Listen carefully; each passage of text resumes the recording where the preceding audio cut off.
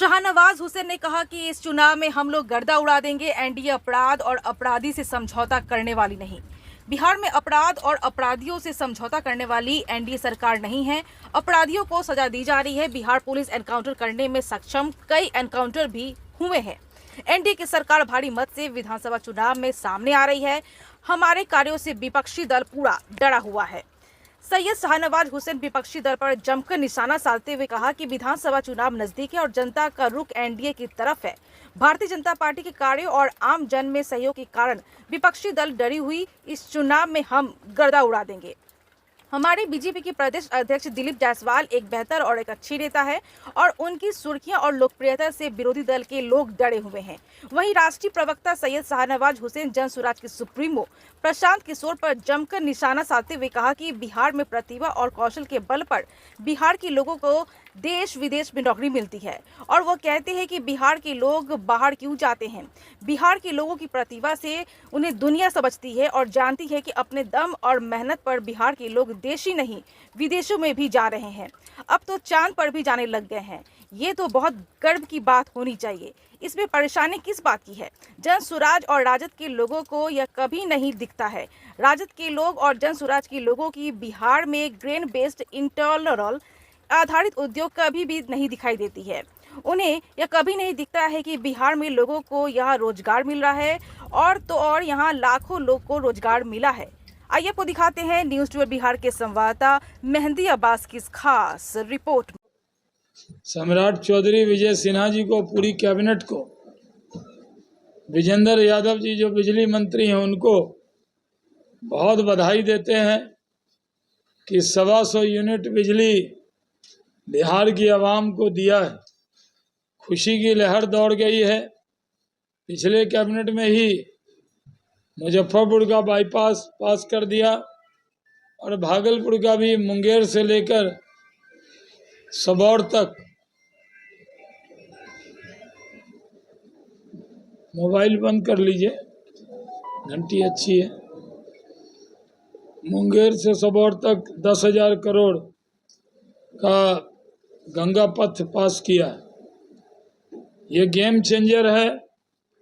बिजली में आत्मनिर्भर है बिहार। नीतीश कुमार जी ने बहुत बड़ा तोहफा दिया है।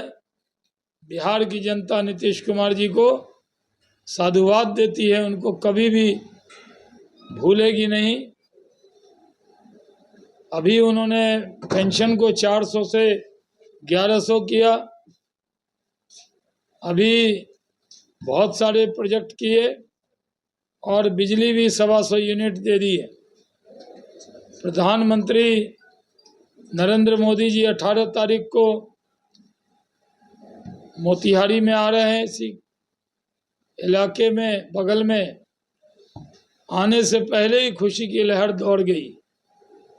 बिहार में एनडीए एकजुट है।